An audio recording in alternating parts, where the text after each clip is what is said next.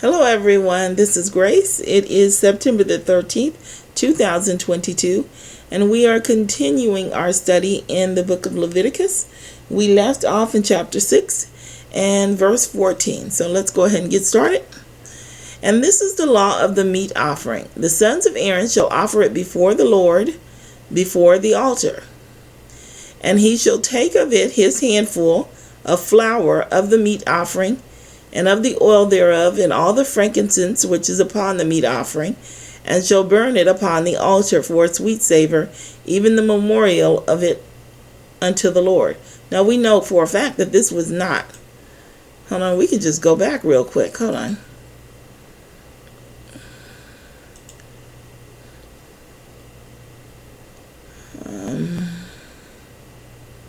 So the meal offering can be flour. She'll take thereof a handful of flour and put the oil and the frankincense on it. So that was part of the meat offering. But then you could also bring a flour baked in the pan, pieces, all kinds of different meat offerings. Where is it?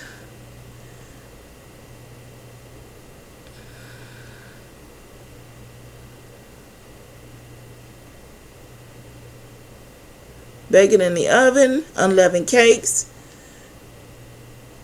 all kinds of stuff. So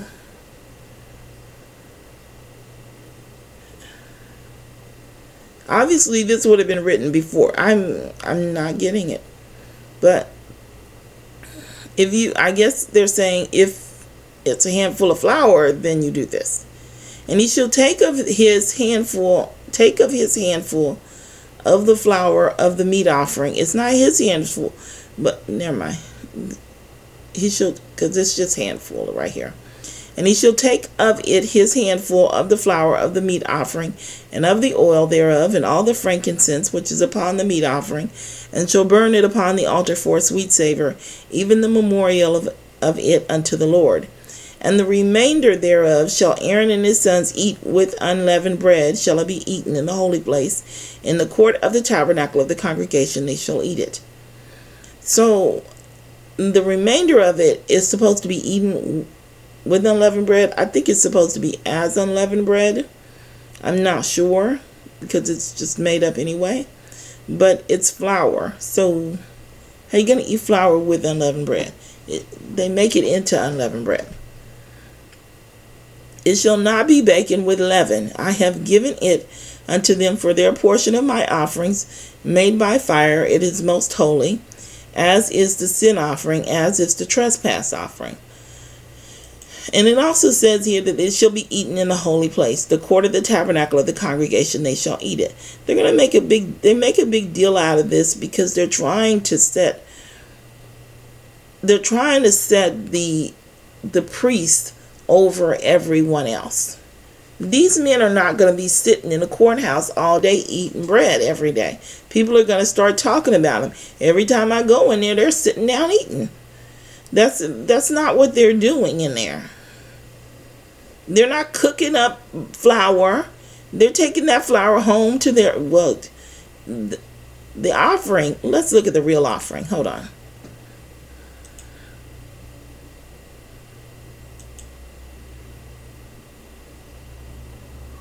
So you would make your regular burnt offering, and to that burnt offering or to that peace offering, you would add a tenth a deal of flour mingled with a fourth part of a hin of beaten oil and a fourth part of a hin of wine for a drink offering. The flour represents the children of Israel. The hin of beaten oil represents the 144,000. The hin of wine represents the martyrs for Christ. That's what the offering is, and that's the true offering that was given when you made your offering in the sacrificial system. Then shall he that offereth his offering unto the Lord bring a meat offering of a tenth deal of flour mingled with the fourth part of a hin of oil and the fourth part of a hin of wine for a drink offering shall thou prepare with the burnt offering or sacrifice for one lamb. I think that's it. Yeah, that's it. Let's go back.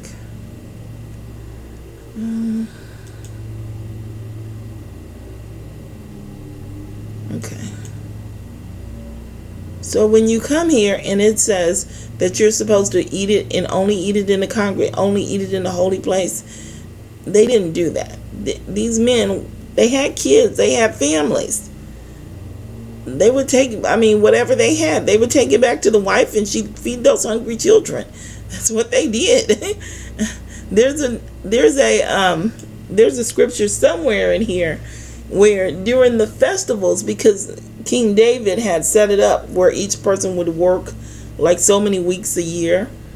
And the thing about it was some of them would complain because during the festivals there would be more offerings. So what they would do is they would work their shifts during the throughout the year, and then during the festivals everyone would be allowed to work so they could have more food, so they could have more to take back home to their families. They had to rely wholly on the people, as far as I understand. I don't know. I don't think that they had businesses and stuff like that. I don't know for sure, but that's in the Bible where he let every man work during the holy days so that they could have more to take back home to their families. But here they're supposed to sit there and eat this by themselves. No, they did that because they wanted to make the priests special. They're better than you, is what they're trying to say. Hold on. It shall not be baken with leaven. I have given it unto them for their portion of my offering made by fire. It is most holy, as is the sin offering, as is the trespass offering. All the males among the children of Aaron shall eat of it. It shall be a statute forever in your generations concerning the offerings of the Lord made by fire. Everyone that touches them shall be holy.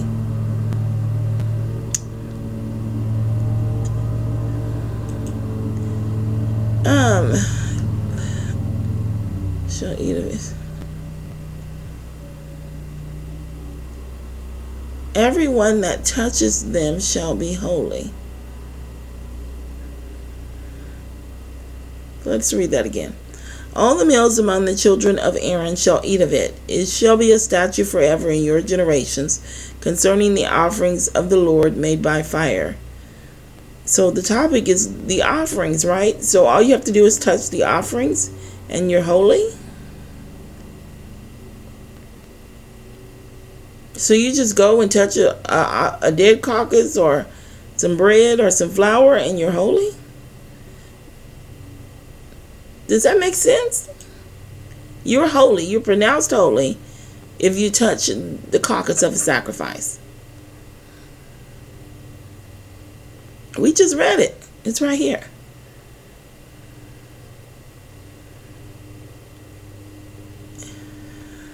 This is the law of the meat offering. Take a handful of flour, burn it on the altar. The remainder thereof is for Aaron and his sons.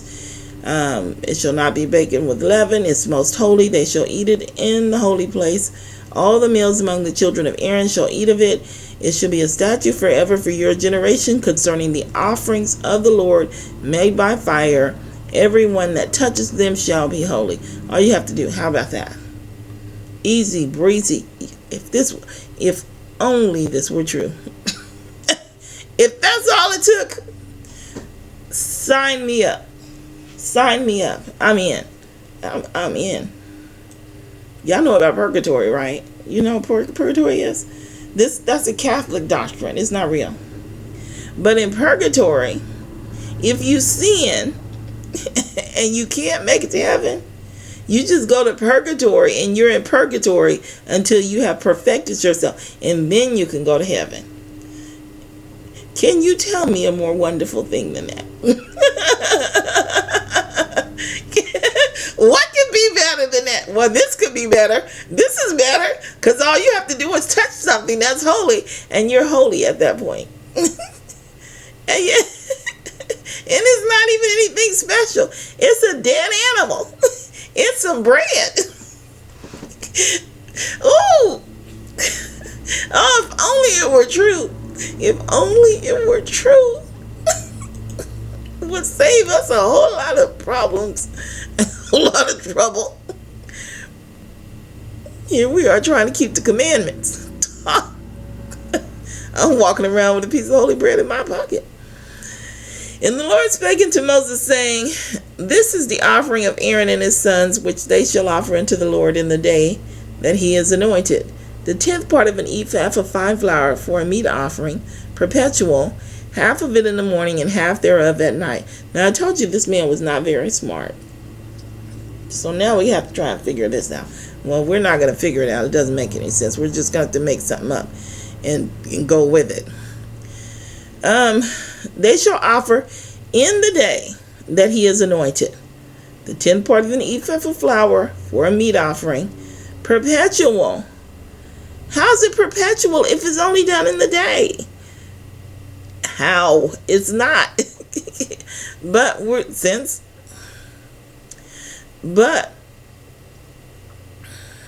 because we know what we're working with, we're just going to say it's perpetual for everyone after Aaron, even though it's not written that way. That's what we're going to say it means. In a pan it shall be made with oil, and when it is baking, hold on. This is where they change everything. Look, it starts off, he's going to offer a 10th part of an ephah of fine flour for a meat offering. But now they change it halfway. So basically, you can just disregard this. It means nothing. In a pan it shall be made with oil, and when it is baken, thou shalt bring it in, and the baken pieces of the meat offering shalt thou offer for a sweet savor unto the Lord. Not this. But at least you have the measurements for this now, which they've never given before in any of their lives anyway. So you take the 10th part of an ephah of flour and you bake it with oil, and that's your offering. Could be worse. And the priest of his sons that is anointed in his stead shall offer it. It is a statute forever unto the Lord. It shall be wholly burnt. And the priest of his sons that is anointed in his stead shall offer it. I think what he means is and the son that is anointed in his stead shall offer it. But that said, is the son offering it for the priest that is anointed, or is the son offering it for himself? It wasn't clear to me. And the priest of his sons, that is anointed in his stead, shall offer it. It is a statute forever unto the Lord. It shall be wholly burnt. Hold on. Aren't we still talking about them? Hold on. 10th part of an ephah of flour for a meat offering.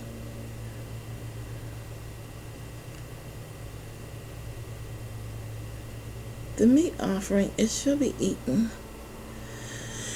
Hold on. Okay, so this is for the priest. So the priest offering shall be wholly burnt. That's what it is. All right. It shall be wholly burnt. This is the priest's meat offering. And this up here is just a regular meat offering. Alrighty. I got it. For every meat offering for the priest, there is no for here. This just says priest. This word right here, this 4480, that is the word from. It can be used from or of. This for is just all wrong. And every meat offering of the priest or from the priest shall be wholly burnt. It shall not be eaten. For the priest is just confusing. You don't know what they're talking about. But this guy didn't speak English. He didn't speak English very well, and it shows. It's very clear from these writings. And the Lord spake unto Moses, saying, Speak unto Aaron and to his son, saying, he didn't speak English as a first language. Speak unto Aaron and his son, saying, This is the law of the sin offering. In the place where the burnt offering is killed shall the sin offering be killed before the Lord. It is most holy. This is the law of the sin offering. Okay, great. We've got the meat offering. We've had the trespass offering. We've had the meat offering. And, okay, we had the burnt offering. We had the meat offering. And now we have the sin offering. Let me see if it's... Hold on a minute. No. So that, yeah, no, that doesn't fit the pattern. That goes with chapter 5. Just making sure. This is the law of the sin offering. In the place where the burnt offering is killed shall the sin offering be killed. Before the Lord, it is most holy. I checked this out. I checked it. It matches. So we have the burnt offering. Well, hold on. We have the burnt offering was killed. If you killed a bullock, it's killed at the door of the tabernacle. Now we know that there were other offerings that were killed, and they were not killed at the door of the tabernacle. But if you go to chapter 4 and you look at the priest's offering, if the priest that is anointed do sin according to the sins of the people, let him bring for his sin which he has sinned a young bullock without blemish unto the Lord. So the bullock was killed at the door of the tabernacle. So that actually checks out for the bullock.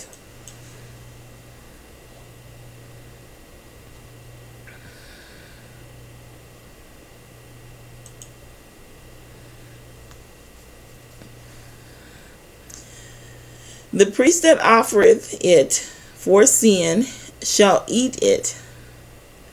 In the holy place shall it be eaten in the court of the tabernacle of the congregation. So he's supposed to eat a whole bull?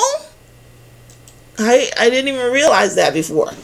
The priest is supposed to sit there and by himself and eat an entire bull, because the only thing that was offered was the...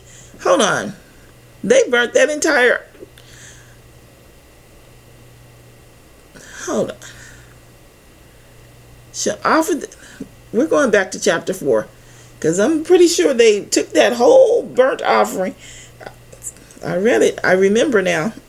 I may have even highlighted it. I didn't highlight it. Hold on, because I know it's in here, because I remember reading it. Here it is.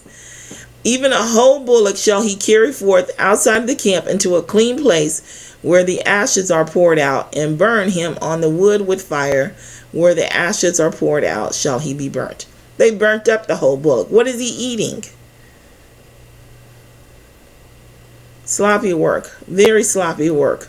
They're gonna undo it though. They're real slick. They realized their mistake later on after they had bragged about it and talked about how special they were. It was too late to get rid of it, so they had to undo it. They're so slick. They were so slick. Anyway, the priest that offereth it for sin shall eat it in the holy place, shall it be eaten in the court of the tabernacle of the congregation. Whosoever shall touch the flesh thereof shall be holy. So if you touch the flesh of the offering, you still turn holy. And when there is sprinkled of the blood thereupon any garment, thou shalt wash it whereon it was sprinkled in the holy place. Even the blood of that offering cannot be taken out of the holy place. The blood of the dead beast has to be washed in the holy place, because it's so holy. But the earthen vessel wherein it is sodden shall be broken. Break the... And if it be sodden in a brazen pot, it shall be both scoured and rinsed in water. So I think there was some sort of law or something like that as far as breaking the vessels, because they would become contaminated by like a carcass or something like that. So that's probably where they got that from. But a brazen pot would not become contaminated, so they could reuse that. So that's where they would have gotten that from. I didn't look it up, but I think I recall that. All the males among the priests shall eat thereof. It is most holy. So here they're going to do. So now they realize their error. They're like, man, wait a second. This doesn't match the lie we told in Leviticus 4. What are we going to do? What are we going to do? And no sin offering whereof any of the blood is brought into the tabernacle of the congregation to reconcile withal in the holy place shall be eaten. It shall be burnt in the fire. Well, that's what the sin offerings are burnt. They haven't given us a sin offering that wasn't burnt in the fire.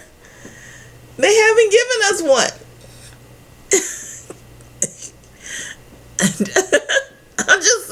I'm just saying. Unless they want to count these trespass offerings, which is what I was trying to do before. If they want to count these trespass offerings as sin offerings, they don't tell you what to do with those at all. They just say the priest is going to make atonement for you through some magical method which no one understands with them. So that's what happened. They went through all of this trouble to make the priest better than you and to have it biblically documented. And then after he put it in here, because he wasn't very smart, he couldn't make a sentence, right? Then somebody comes along and says, hey, this conflicts with Leviticus 4, the sin offering. And so they had to, they had already told it, they bragged about it. Everyone already knew it was in there. So they had to go and stick this on the end. Oh my. To undo it all. So this is basically worthless unless they have something written in the later chapters where you can make a sin offering and it's not wholly burnt up. But anyway. And they even repeat it. Every meat offering for the priest shall be wholly burnt up. It shall not be eaten. Come on, man. Alrighty. I thought it was funny anyway. That's our study for Leviticus 6. I will close out there, and I will see you in the next video.